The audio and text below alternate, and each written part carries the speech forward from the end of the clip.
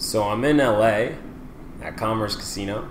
Here's a shitty vertical photo of Commerce Casino, just in case you didn't know how casino was spelled. It's also very representative of LA, mostly roads. But actually though, why does the hotel drop-off need 6 lanes? There are many 510 games running when I roll up. I thought the 510 would be probably a similar play style to the 2-5 at MGM, National Harbor, which is a $1,000 buy-in. At first I get put in the must-move game for 510 and I quickly switch over to a main game for 510. Buying for the maximum, $1,500. I was sitting 2 seats away from Don Cheadle. Did not recognize him at the time. None of the other 510 players reacted to his presence. Apparently he's a regular at the Commerce Casino, plays there all the time, and people just talk to him like he was a regular person. Bunch of interesting things about his character that I noticed while playing with him for several hours. First of all, he ordered chips, like potato chips, and then ordered ketchup with the chips.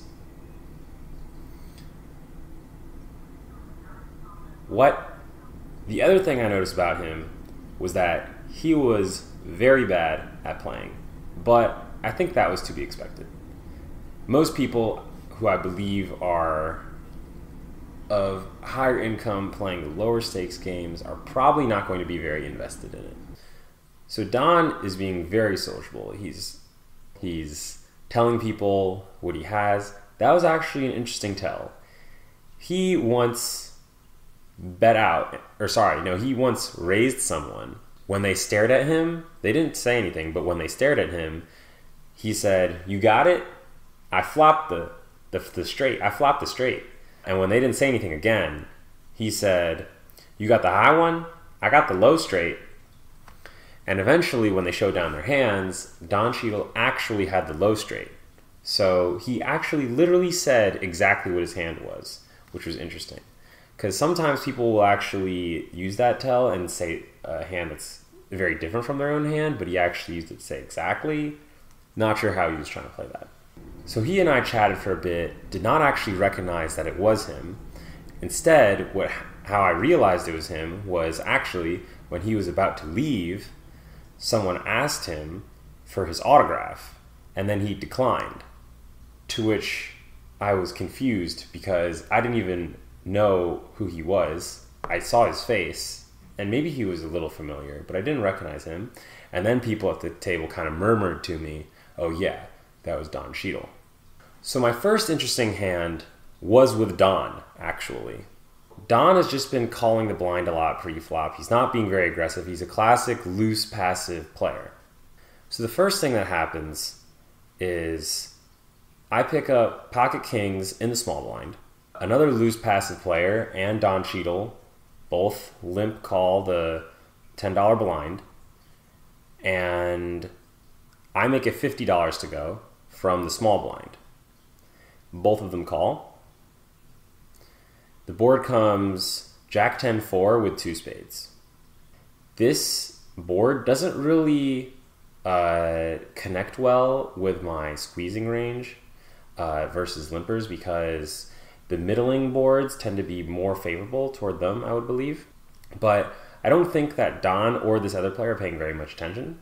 I bet $125 into $160, size up for what I perceive to be a very loose player, Don, and just Don calls.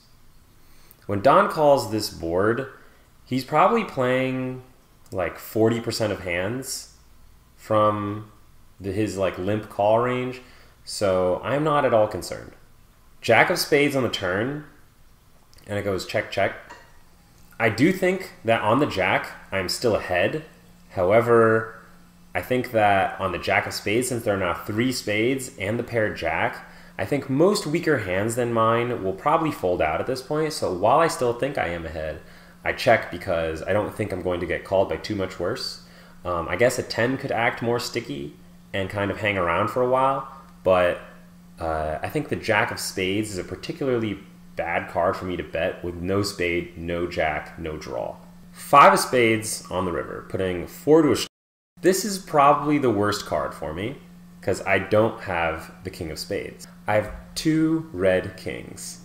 So on the river, the pot is 400. I check, and Don bets 100 into 400. I don't have a club, but this bet is too small to fold to. Given that it's 1/4 of the pot, I should be calling at least 80% of the time. I do make the call, given that I do have an overpair, and he rolls over the queen of diamonds, 8 of spades for the baby flush.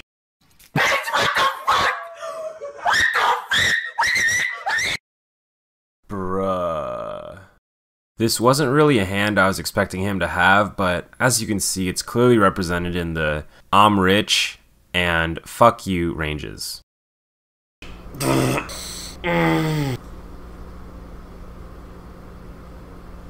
Everything's fine. Don leaves shortly after that hand. Up versus me, but overall I think he was down some.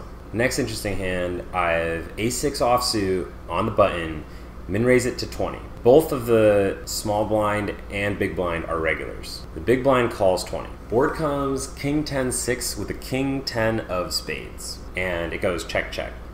Small blind's probably checking range here, and I would bet most of my 6s, and also I would bet most hands here, but the problem is I don't want to hold an ace because this blocks him a lot from having ace-high floats, which I want him to continue with to value bet my 6. Usually I bet pairs like to do some more breakdown. I think I would probably bet here with a hand like 7-6 or like pocket 9s, something of that strength, because the big blind call range is relatively weak.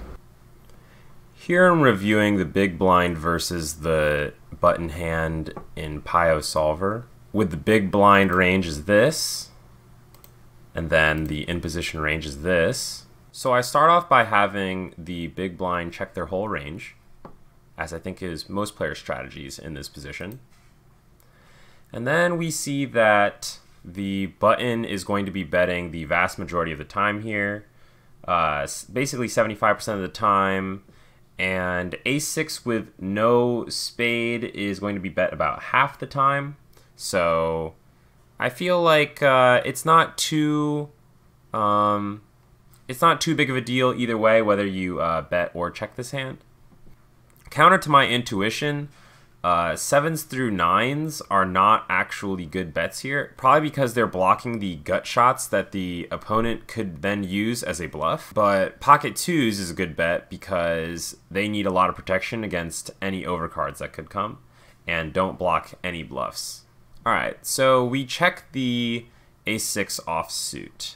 I think I like my ace-6 check on the flop. Even when I review that with some software, it still appears that the ace-6 check versus a big blind call range should be good. The turn is an interesting card. The turn comes the 8 of spades. So now there are 3 to a flush, and 9-7 makes a straight. He checks, and now I have another interesting decision, because there are now very many draws available. A 9 is a gut shot, as is a 7, and any spade has a flush draw. Because there are many draws, I would like to bet my 6 for value. The only problems are that I may actually value cut myself a little bit, because if I bet here, he probably will just call with a 10 or an 8, and those hands I would be losing to anyway, but would probably just check down the river. How many 10s, 8s, and like pocket 7s does he have versus like draws versus flush draws and straight draws that would need to pay me? I bet out 1/3 pot on the turn, 15, into the pot of 45. And he check raises to 65. So the interesting thing here is 65 is a much larger bet than my bet, but it's still relatively small compared to the pot. If he were to bet full pot, then he would raise to about 100 as opposed to 65. So he actually made a very small raise despite it being many times the size of my bet. I think when he makes this raise, he is already declaring a very polar range, because in my mind, he's not even doing this with a straight. When he check raises the turn, this is a flush or the ace of spades. He is already splitting his range into these two parts. 8 of spades on the turn. And now the opponent leads into us. with the following range. So they're actually leading 42% of the time, a pretty significant portion of the range, with a lot of flushes, as well as some sets, some pairs, the straight, of course, you know, a large number of hands, as well as just leading out with the ace of spades quite frequently. In fact, it appears that all of their ace of spades are leading out on the turn. So my opponent checks it, and after they check, my ace-6 offsuit is now a pure check. Although I think it's interesting because they actually, in the solver, don't have any more ace-high flush draws at this point. Because, like we see here, every single one of their ace-high flush draws is betting, except unless you have a pair. But yeah, all the ace-high flush draws are leading out on the turn. It doesn't have any draws to have here.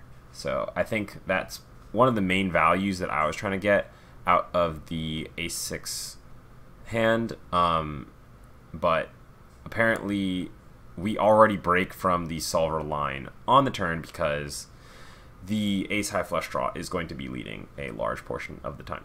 Probably because I'm thinking that my check-back range already has a significant amount of showdown. Let's see. Yeah, you can see my my check range has a little bit more showdown, it looks like. My checks have less nothing and more like ace-high, low pair, that kind of stuff. Yeah, my third pairs, so my sixes are mainly checking, it looks like. Cool. So that's probably why the big blind is actually going to lead out on the 8. It's because, with the ace-high flush draws, it's because when I check back, often I'll have a little bit of showdown, like a low pair, so it's already turning these ace-high spade flush draws into bluffs because it's trying to fold out all my low pairs and whatnot. We already break from the solver for my bet here because ace-6 offsuit is a bet none of the time. I'm just going to stop here. But I think the flop strategy from the solver is interesting. I think that's probably the most useful situation from the solver anyway, is to look at flops, because by the time you hit the river, you probably deviated from the solver so much already that it's not very useful to look at. Reviewing my turn action in the solver, I think that it actually favors ace-6 being a check more, probably because we do have 8s to bet, we do have 10s to bet now on the turn, and against aggressive opponents, it is going to be very difficult because they are going to check raise and bomb river with high frequency. So it becomes difficult to call down with a hand like a 6 all the time. Anyway, he check raises to 65, I make the call. The river comes a 10. Good card for me, bad card for him, because I would often check flop bet turn with a 10. Because much like a 6, it's got that similar sort of like middling pair strength. So the 10s that I checked on the flop would definitely bet small turn and then have 3 of a kind on the river, and that would be a great hand to call down, or raise a bluff. Now I do have some full houses, like 10-8 suited or pocket 8s, not many, but some that I could raise with a bluff with a 10 occasionally. Maybe some of my worst 10s. Actually, no, I think 10s should just be a call. He bets again on the river, this time to the tune of 150, which is about 80% pot. I think that, again, like his turn bet, it's very polar. It's either flush or nothing. I make the call with the 6, hoping that he has a 9, 7, or spade in his hand. And he actually has both. He has the ace of spades and 9 of diamonds. So we did get that one. We're back. I think the most interesting hand happens toward the end. A player sitting on my left who's wearing a full-on mask, like more than just like Asian tourist wearing like one of those light like kind of hospital masks. This person is wearing like a full-on like Darth Vader mask, although when they speak, their voice isn't modified, and I'm like, you really missed out. That's a perfect opportunity to have Darth Vader voice is the poker table. People always want to speak in a way where they don't give off information, and I feel like in vocal tone, if you change that to Darth Vader, that would be pretty funny. To smaller raises pre-flop, which is most of what the table is doing, he will only raise from the small blind. Well, he'll fold too, but he'll play a raise fold strategy from the small blind, which is pretty common. So I have pocket tens. I make it 20 on the button, min raise. He makes it 100 from the small blind. I think he is still quite heavy towards hands that pocket tens can extract value from. So I estimated his 3-bet range to probably about 15% at least. Pocket tens, I might play a little bit of a mix. Because his 3-bet was pretty high, I did opt for a small 4-bet with pocket tens versus his 3-bet from the small blind. He makes it 100 from the small blind. I make it 250 from button, and he makes the call. I have a quite tight 4-bet range, and his range should be relatively tight as well. Besides the mask and the raise everything small blind, I haven't seen him gone a showdown or anything, so I don't actually quite know much of anything about his play besides the raise everything from the small blind. So we see a flop of Jack 6-4 rainbow. He checks. I bet 175, which is exactly 1/3 pot. Still more favorable for me since I have more of my range is higher pocket pairs. He probably has pocket sixes here, maybe even pocket fours.